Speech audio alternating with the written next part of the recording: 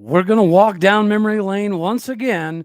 And I know you guys are probably tired of hearing from an NAIA wide receiver. So let's go ahead and hear from a legitimate Division One wide receiver and a former Cowboy. You are Locked On Oklahoma State, your daily podcast on the Oklahoma State Cowboys, part of the Locked On Podcast Network. Your team every day.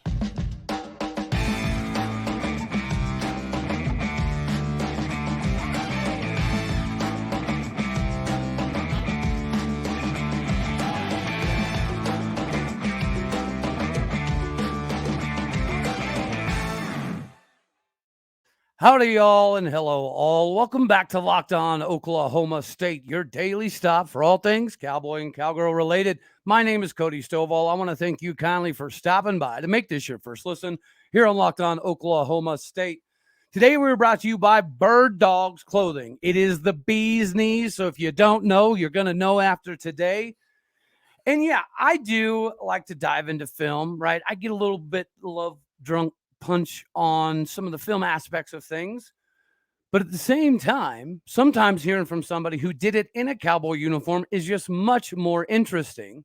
So, ladies and gentlemen, help me welcome onto the show somebody that you may know from the 2011 Big 12 Championship squad. You may know him from his affinity and conversations with Josh Cooper.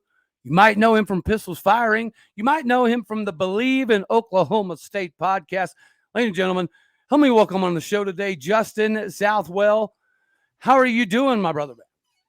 Cody, I'm doing great, man. Appreciate you having me on. I didn't realize that I had been in the Oklahoma State lore across multiple media outlets, so thanks for reminding me of that. Yeah, man. Whenever I find different things that you've done, whether it be podcasts that you've joined or other shows you've jumped on or your own podcast or the stuff you did with Pistols Firing, breaking down all the uniforms and everything, clearly your opinion matters in Cowboy country. So I greatly appreciate you giving me some time here. So we'll just kick this thing off because I know this is not something you get asked all that often. Tell us a little bit about your journey from Moore, Oklahoma to Stillwater, Oklahoma. I know being a 5'7" speedster may have had some play in there, but I also know you had some other options. So why was Oklahoma State really the right call for you, brother? Yeah, man.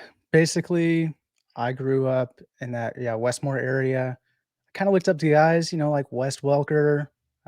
Josh Cooper was at Mustang at the same time I was at Westmore.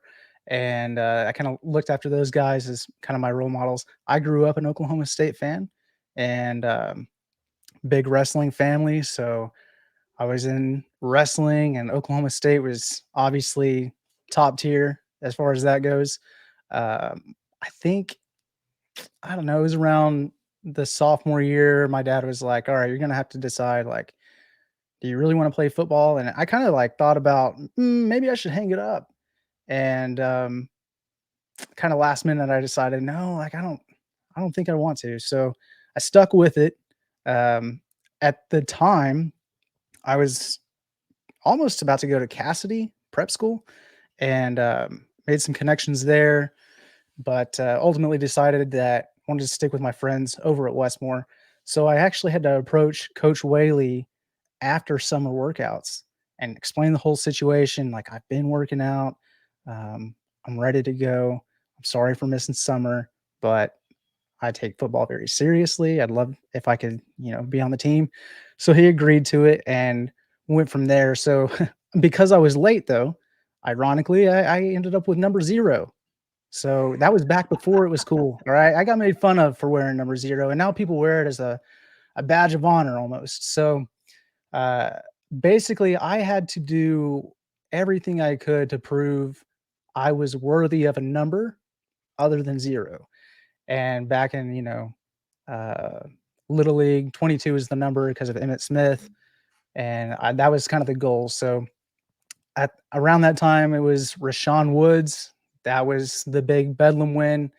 I looked up to him, and that was whenever I decided I want to play receiver. Like, being able to make an impact like that would be just a dream come true. And so I started, working full-time receiver, really honing in on those skills. I do all kinds of like hand-eye coordination drills outside of practice, and my dad would work with me a lot. So just, doing a ton of extra work. And it wasn't really even considered work at that point because I was just having fun with it. But yeah, I decided, after I hung it up in high school, I actually went to Oklahoma Baptist for 1 year.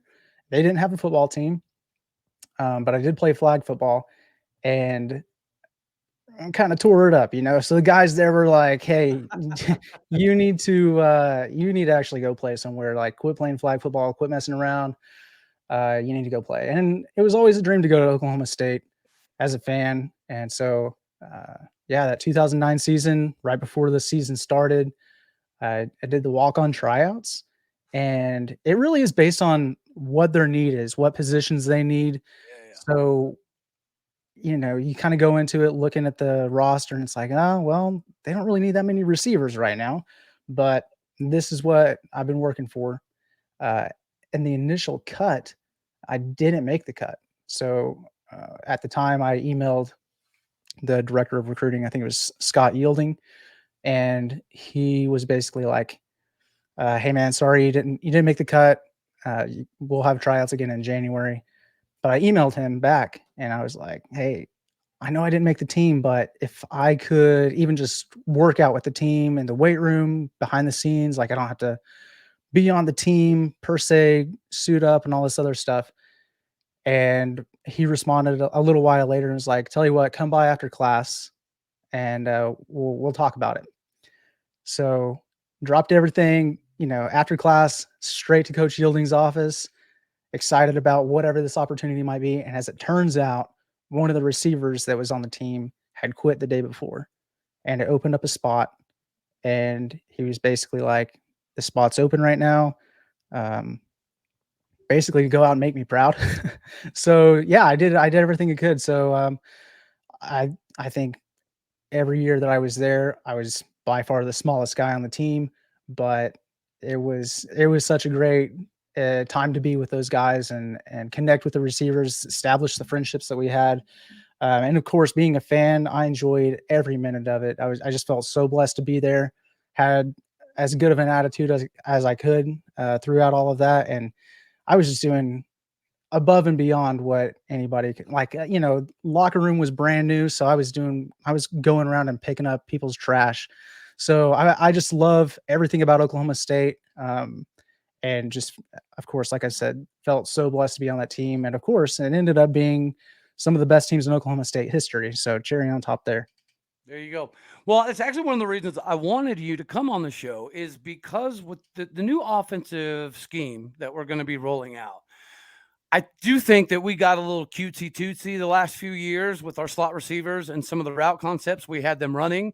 I think that this year it's going to be more reminiscent of the Josh Cooper, of the David Glidden, of the Bo Bowling style of slot receiver, which I think is a perfect, ideal situation for not only BP, Brennan Presley, Mhm. but Arlen Bruce. Arlen Bruce is going to fit Right. precisely what those old school route concepts used to look like. So we're going to get into that real quick. But before we do, I do have to let the fine people out here know about Birddogs clothing. All right, guys.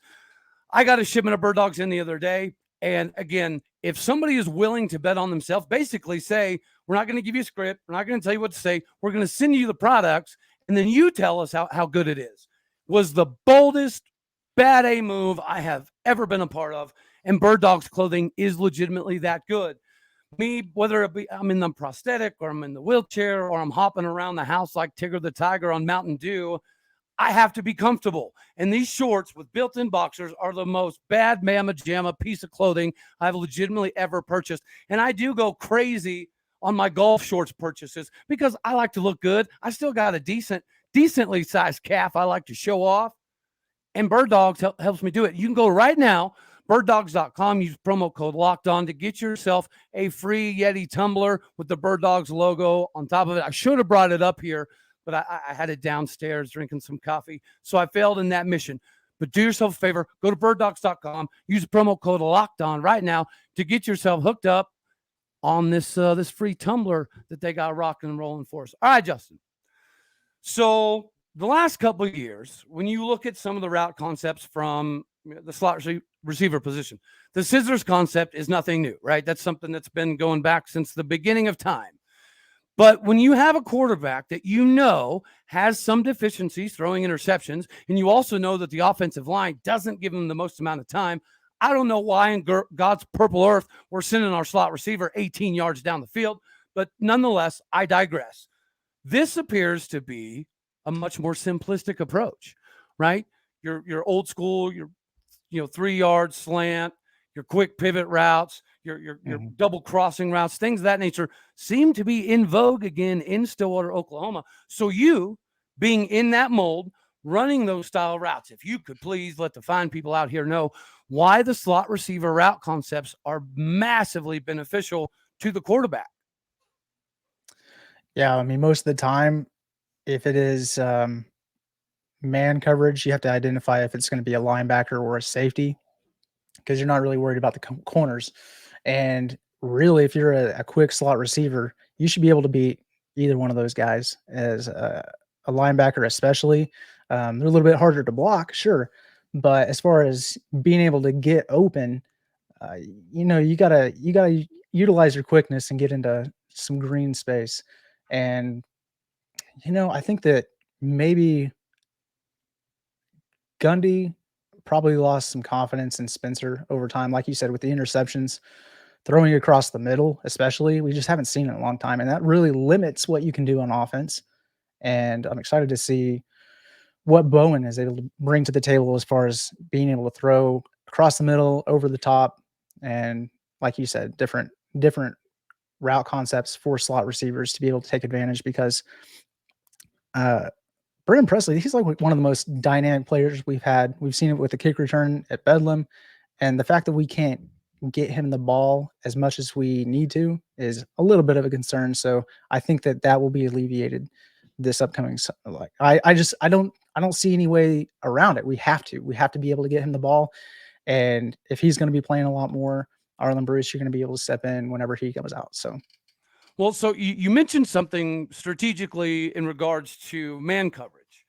Well, I think somebody like a BP and Arlen Bruce is even more so designed to settle in the pockets for zone coverage. Now, we do see a lot of 3-3-5 in this league, and 3-3-5 zone, it's schematically quite a bit different than your traditional 3-4 or even a 4-3 front. But whenever you look at these guys that we have at this very moment, do you see defenses going primarily zone or going primarily man honest? Because we have not been able to utilize the underneath and the seam routes in the last couple of years offensively. I think tight end could help with that. But do you see more teams focused on zone or a man coverage for our offense this year? If we're running 4.5 yards a carry, like I feel like we definitely will. Yeah, I mean, it's a good question. Defenses, they're going to have to just they're going to need to adjust regardless, because over the last several years, we've had Spencer Sanders at quarterback. Everything's going to change, and they're not going to have the film to be able to go back and say this scheme works, this scheme doesn't.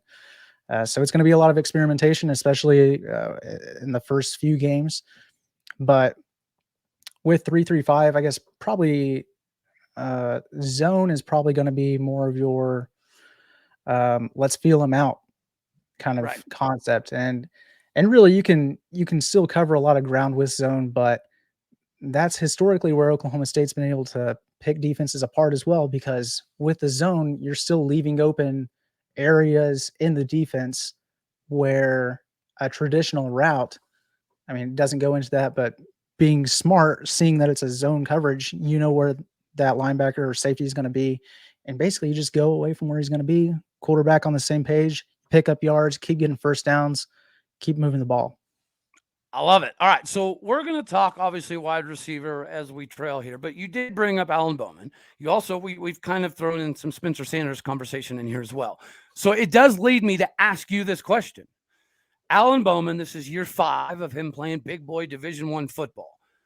His mental makeup and how many offenses and how many schemes he's seen, not only from a quarterback perspective, but the different defenses he's seen, whether it be in the Big 12, Big 10, right? The multitude of things that he's been able to see. The cerebral side of the game is there for him. But the question this spring has been the same question we've had with Spencer Sanders. When you're this many years into this level of football, how do you stop throwing as many interceptions? Man, yeah, that's. I guess if he knows the answer to that, put it into play, put it into practice. I don't really know from a quarterback side really what that looks like, because I think part of it is confidence in yourself, maybe overconfidence, and just trying to sling it in there where maybe you shouldn't, Right. versus Good. getting in your head and being completely not confident and just not putting the ball where it needs to be on a regular basis. I think that maybe we saw a little bit of a mix from Spencer Sanders in that, where it started off like, I'm Superman, I'm gonna just fling it in here, and it gets tipped and intercepted, and then over time it, start having Yeah. some mental issues with that. With Bowman coming over here from Michigan, you kind of have a clean slate again, fresh start. So I just feel like you kind of have to use that as a momentum stepping stool. Like, everything's at zero now for you. So, Now, just take care of the ball. I mean, I know that that's a big emphasis for Gundy and offenses in particular anyway. So you got to be able to build that trust and confidence with the head man to be able to open up the offense to do all the potential that it has. all right, so we're going to roll into a little bit of wide receiver conversation here. And the reason I find this prevalent is because, yes, I have been beating my head against the we're going to rush for over 2,500 yards this year wall. Yes, we're going to rush for over 4.5, 4.6 yards a carry. All of this, I see it coming. But the reason that I want to talk about wide receivers is because Oklahoma State has been known, at least recently, as a team that likes to take the top off the defense, right? You think of Mason Rudolph dropping dimes deep, right, on a consistent basis. You even saw it out of Taylor Cornelius. Corndog could let it launch. You didn't see as much of that with Spencer Sanders. And sometimes when you did see Spencer launch it deep, he had this affinity for underthrowing the ball, right? That we saw that happen over and over again. Well, that's also primarily because we didn't have the running game, right? Jaylen Warren was our running game. And without Jaylen Warren, we saw the massive difference. I see this year being considerably different. And as it pertains directly to wide receivers, are they going to get as many balls as they have been the last few years? Probably not. But the capitalization moments, in my opinion, are going to be bigger. Because if you are rushing for 2,500 plus yards, if you are rushing for over 4.5 yards a carry, that means naturally the other team's going to have to start putting 8-9 men in the box. Right. Which as a wide receiver, that is when you start licking your chops. When you see teams cheating into the box, that's when you get that little extra gear of, somebody's going to be getting the ball today. Yeah, exactly. Love it. Love it so much. So especially being able to incorporate, I know we're saying receivers, but being able to reincorporate the tight end into this conversation as well, because they're going to be creeping down thinking that he's going to block, and then you got a pop pass over the middle wide open for, who knows. Same thing for slot receivers, especially if it looks like you're coming down to block a safety and you hit them with a double move and go over the top. I mean, come on, guys. Like, we should be taking full advantage of this. So I love that we're changing up the blocking scheme. I love that we're going to be able to utilize a slew of running backs, especially we brought in the transfer from Michigan State with some experience, but the star potential of Alec Gordon, Jake Nixon, like these guys are going to complement each other so well. So it really is just a matter of staying healthy, protecting the ball, and really there's no reason that this offense shouldn't be, one of the best offenses we've had in the last decade. So maybe depth at wide receiver isn't what it was last year, but talent is definitely on par, especially with this offensive scheme. But if you were to look at some of the new guys that come in, right, we've heard nothing but great things so far about DeJon Stribling. Not only does he have the hands, but he athletically, physically was ready to go, which Tay Martin was not when he came from Washington State. So that was a breath of fresh air. But he has way more wiggle than I ever thought. Like, even looking at his Washington State film, you didn't see him get his Brennan Presley on all that often, but you are seeing him shimmy and shake quite a bit in spring.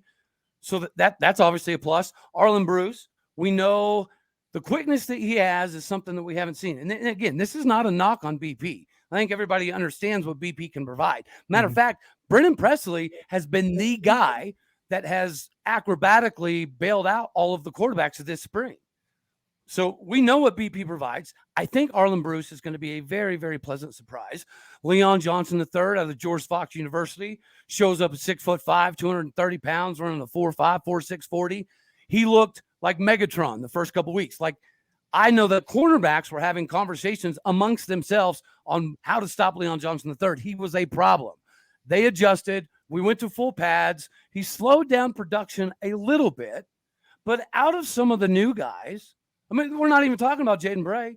We're not even talking about Jalen Shetron. We're not even talking about Blaine Green. Right. But out of the new guys, who do you Rashad see? Owens in there too. Yeah. Who do you see out of the new guys really, really capitalizing the season, mixed in with the Brays and the Greens of the world? You know, I kind of go back and forth on this a little bit. I think Stribling is probably going to be the one that stands out. But your heart wants to say Arlen Bruce. I can see it. It does. It really does. Don't get it twisted, man. Like it because whenever the defenses see that Presley comes off, they probably have a tendency to think 100%. It's a run or we're in the clear here. And then next thing you know, Arlen Bruce is doing about the same thing as what Presley's doing. So, yeah, that's why I think that the potential is there. It's just a matter of, we're not going to be able to get the ball around to everybody the way that they want, I'm sure. Yeah. But whenever you do get the opportunity, take advantage for sure. I think that Stribling, though, has more of the potential, I think, for what you were talking about earlier as far as, going deep, especially, or being the kind of the Des Bryant, Justin Blackman jump ball in the red zone type of situation. So I just think that because of that, the stats are probably going to look a little bit more favorable in his side. You ready for a little mini comp? Now, don't freak out, Cowboy Nation. I'm not saying this is tried and true, but when I look at film on Stribling, he reminds me a lot of James Washington. Nice. You know what I mean? Like I mean, yeah, I'm not going to argue it. Like, I know that he's a lot taller, but James Washington played big, so I could see it. I dig it, man. And you know what, Arlen Bruce, what I love about Arlen Bruce is people were kind of freaking out on when we lost Braylon Presley because of the different packages that you could kind of incorporate with Braylon. Well, don't stress, ladies and gentlemen. Arlen Bruce does precisely what we were going to do with Braylon Presley. I'm not saying that losing Braylon's not going to hurt eventually, but no, not right now. Arlen Bruce is a net positive win in this direction. You did bring up Elijah Collins, and Elijah Collins kind of this spring, I don't want to say get swept under the rug, but Jaden Nixon reeled off so many highlight reel runs that it kind of overshadowed what Elijah Collins was doing. Elijah Collins is having a very comparable spring to what Jalen Warren provided when he came. The difference being Jalen Warren did make a couple highlight, like jumping over defensive lineman plays in spring. Now, Elijah Collins didn't quite do that, but he did reel off multiple, I'll repeat it because we haven't seen it in a while, multiple 90-plus yard runs. Nice. Yeah, Jaden Nixon did the same thing, which is why, I think Jaden Nixon kind of I can't speak English sometimes. Showed out, whatever. I didn't finish with my degree. You can hear it in my verbiage. I apologize. Well, but that's awesome though, because you have all three of those guys that are potential home run threats. And I don't see why you wouldn't take advantage of throwing back that diamond formation that we used to do, where they have no clue who to expect is going to get the ball. And then the next thing you know, they're just breaking a long one on you. So, bro, and Braden Cassidy looks every bit. I know I'm going to strike another chord here, but in the small sample size, he looks every bit as good as what we potentially had with Bryant Ward. Yeah, no, he was a surprise. Like, legitimately speaking, him and Schultz were put at the fullback position, right? Because they were Cowboy backs. They've been taught the offensive line schemes and how to block, how to get to the outside shoulder, use leverage, chip, yada, yada. So them being put at fullback, I do indeed believe was just kind of a warm body placeholder that knew what to do. But Braden Cassidy is blowing people away. Not only is he a successful fullback, but he's even getting carries in goal line situation, which is absolutely insane. You mentioned the diamond formation. Mm-hmm. Can you imagine if you are, as a defense, you have to respect the fact that Alan Bowman is big enough to run you over. You have to respect the fact that we have our 4-string running back putting out tweets saying we are the best running back committee in the country. And I believe it. DeAndre Jackson is a 4-string running back that I think knows good and daggone well he could start at half the Big 12 tomorrow status. Like, and maybe I'm just getting too drunk on the orange Kool-Aid.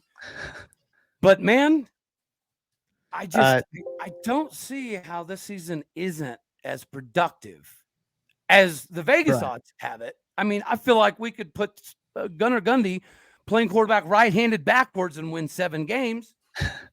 We're too talented, too deep, and the schedule sets up too well.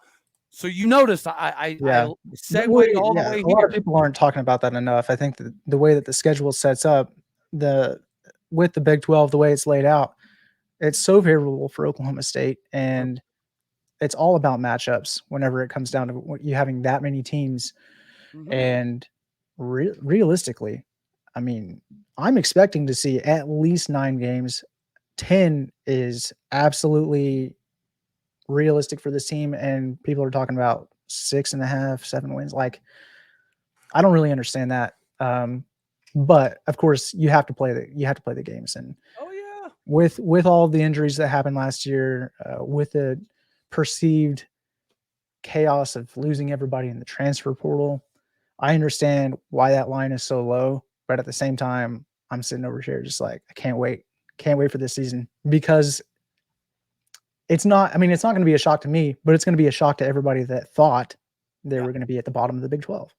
Yeah, I've said it 133,000 times. I'll say it again. State fans, bet the over. Big 12 fans, bet the over. I mean, Jesus, Mary, and Joseph, ladies and gentlemen, the last time we lost 7 games or more was 2005. Right. And I mean, the other part of this is like, okay, you get to play all the new teams, but it's not just that you're playing all the new teams. It's that it's loaded on the back end of your schedule. So these guys have not played in the conference. They don't know the physicality of the Big 12 yet, and they're going to get beat up by the time they have to play Oklahoma State, more than likely. Yep. And I think with the way that Oklahoma State has been as a program since Gundy has been a coach, with Coach Glass especially in the background, I mean, these guys should absolutely handle their business against these teams. Well, and you're right. We avoid some of the traps, right? We get Iowa State very early. Thank goodness for the scheduling gods on that one. And then at the back half, of course, we got Bedlam. We could probably do an entire episode on breaking down some of the Bedlam hypocrisy over the years, but we won't do that now. But you have Bedlam. Okay, it is what it is. It's in Stillwater. The feeling has to be good going into this one, at least better than some years past, not last year. Last year, we were clearly better, kind of like 2013. It is what it is. But then after that, you're talking to Houston, to UCF, and then BYU at home to end the season. We don't have a cold weather game to be entirely scared of to end the season. To me, that by itself is a good betting metric. Yeah, absolutely. So we did circle around. I did want to get your ideas on the win total. I heard your podcast, 10 wins. I think you're dead on there. We should be able to do more. 10. I just feel like it should be 10. I understand maybe the history of the Big 12 opener on the road at Iowa State. I get all that, but at the same time, like, come on. Like, it's Iowa State. Like, we should be able to handle that. Like, I understand that the competition is closer than what people would like to admit, but if we're fully healthy going into that game, there's no reason that they should hang around. I think the next week is Kansas State, or maybe it's off a bye week, but it's a Friday night game in Stillwater. Uh, I I lean toward Kansas State winning that game just because of I agree. what happened last year. Hmm. I understand But that then we get they're KU losing at home right after. They're losing Deuce Vaughn, they're losing Malik Knowles, but Will Howard's still there. I mean, but up until that game last year, Coach Gundy had Coach Klein's number, Yep. so it could be that they win that game too, and you're going undefeated into the next few games. And like I said, should just be able to handle business. You don't have to worry about um, hotter teams right now, like Texas Tech. Texas is Right. always going to be a threat with Yep. just the talent on the roster, even though we've had their number the last couple of years. Baylor, um, I think that they're pretty evenly matched with Oklahoma State, but at the same time, every year is different. So I don't pay close enough attention to Baylor to say, oh yeah, this is going to be exactly like it was in 2021 in the Big 12 championship game. I don't know that that's the case. So, Well, no disrespect intended, but let's just be, legitimate football observers. If Dominic Richardson is Baylor's starting running back, they're going to have a rough year. I love Dom, but the dude could not see open green grass if you rented it to him. I don't get it. I don't even know if he's going to be the starter, to be honest, Cody. Yeah. Like, he might not be. So he might just fill into a backup role spot, which is just kind of, I don't know, interesting. Yeah. Like, why would you transfer? But sure. Vision is vision. All right, man. So I've got a rapid fire for you, and then we'll get to the end of the video. I do want to hit back to some of the wide receiver stuff, but real quick, it can be one word, one sentence, one phrase, one whatever. When I say Oklahoma State football's new uniforms are classic. They're classic. You could have said the best in the country too. That would have sufficed. They are the best in the country, but when I look at what we've had over the years, we should go back to the teaser trailer that Oklahoma State put out the night before the uniform release. Yes. It was surprising to me how over time it seems like we've had this tradition of the triple stripe, the Northwestern stripe is what it's called, on our shoulders. And why we got away from that basically since Gunny's been the coach, call it like it is. Yeah. I don't know why, because it looks so good. It is unique still to college football. I understand that some teams have that stripe, but it's in different colors. You don't see it in orange and black. And to me, growing up watching Oklahoma State football, seeing the highlights of the great Thurman Thomas and Barry Sanders, this is what Oklahoma State football is to me. So I'm so glad to see that stripe back on the uniforms. I think it's the best decision that the equipment staff could have made to put that back on there. And dude, I've been clamoring for it, much like 95% of the fan base, but that Oklahoma State just boom. I mean, what do most people nationally think of Oklahoma State? They think of Barry Sanders. Right. That is, it's a fact. So that jersey is the most iconic jersey nationally. So to bring it back, it's all full circle. At first, I didn't know what to think about the new font, but the more I see it with the helmet and the pants and everything, I'm sold. The word mark is fine. I like it though, because it does match what we have in our end zones. If we are going to have any kind of modern sense to that uniform, keep it subtle on the text. But if you're going to look at it from the stands or from far away, you're probably not even going to notice it. It's probably just going to look like Oklahoma State to you and what you see in your mind from the 80s. So I'm just glad that the number font doesn't match exactly with that. I just like that they kept it the basic font, because if you have all the extra, sands on the numbers, then I think that it probably just sticks out a little bit too much. Which of the new combos hit you immediately as your favorite? So this is so weird, but it's orange, or I'm sorry, it's white, orange, white. And it's our standard look.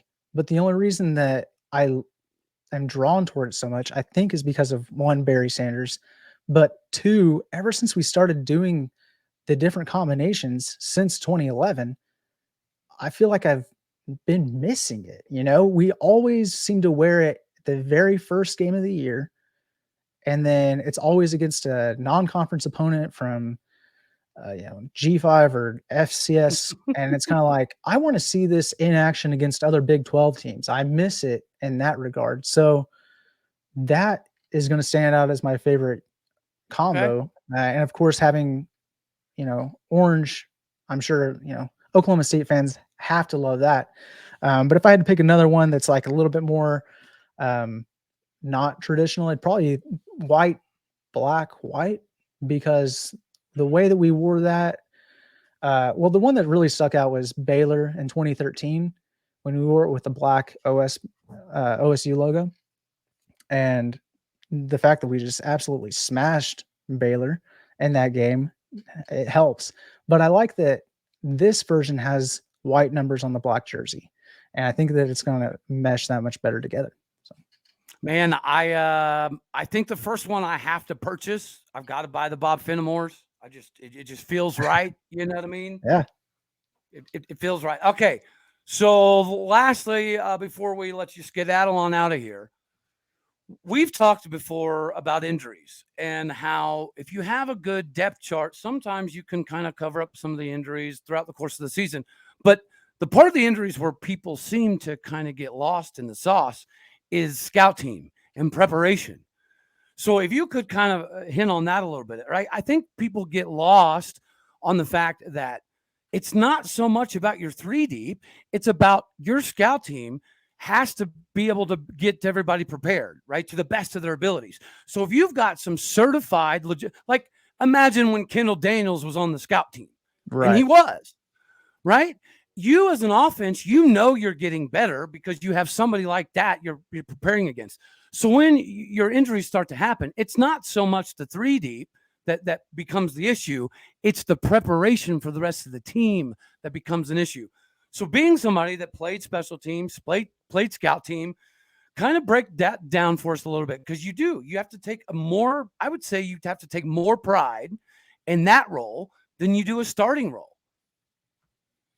Yeah, I mean, there's a lot to be said for like that is your contribution to the team. If you're not going to be able to do it on game days in front of 60,000 fans, you need to be able to do it in the background whenever nobody's watching. And what I don't understand so much is like the guys that don't love that part of the process. So Justin Blackman, for example, redshirted, and he was on the scout team, and he used that opportunity to get better because whenever you're on the scout team, you're playing against the first team and second team defense. Yep. Those are the guys that you're going up against to get better. And yeah, I mean, you're considered a walk-on, but the mindset is like you're competing, right? It doesn't matter who it's against. And with it being Oklahoma State, if you're a top 25, top 15, top 10 team, the confidence continues to build as a scout team player. Like, no, I'm not playing for Oklahoma State on Saturdays right now, but I could play for this other team. And I think that a lot of people get that in their heads and like, I want to go transfer and I'm going to go start over here. I totally understand that. But whenever you form a bond with that brotherhood on your team and you're okay with not being in the spotlight, not getting all of the receiving yards, accolades, whatever the case is, and just doing the work in the dark, like that's what makes your team better. And yeah, I mean, at first you kind of think, well, I didn't really do anything. I didn't contribute to the win over Texas A&M in 2011. No, that's not the case. Like you absolutely did because you prepared them for that game and you gave them the best looks throughout the week. You absolutely contribute to it. And yeah, I just think that a lot more people would have success if they had that mindset going into it and just have fun with it. Like, there's a lot of pressure that's taken off of you because you don't have to worry about, completely polishing the details of every single, like I have to be on it for this game in this particular situation. Like none of that really matters. Just focus on what's on the scout team card and then how you can make your team better. Absolutely phenomenal answer, man. That is exactly what I was looking for. Well, brother, I know you're a busy man. I know you got to skedaddle on off of here. I greatly appreciate you giving me some time here and breaking some things down with me. I had a lot of fun on this one. But real quick, let the fine people out there know how they can track you down and how they can get some more Justin Southwell in their veins. Yeah, for sure. So I'm on Twitter. I think a lot of people know that Oklahoma State fans, they probably know me on Twitter, but if you don't follow me, you can at Justin Southwell. We are also on the Believe in OK State pod. And so it's me, Meg Robinson, and Eve Batoba. Eve is a former Oklahoma State player, former roommate of mine, and he played on defense. So we give kind of the offense and defensive perspective, and we do a weekly podcast with Believe in OK State. But other than that, yeah, just give me a shout. I'll try to do what I can to get connected with you. Awesome, brother. Again, thank you for your time. I greatly appreciate it. I think that's all we're going to have for this one, ladies and gentlemen. As always, I love you all. God bless. Go Pokes. And we'll see Go you around Pokes. the next one. All righty, y'all. Later.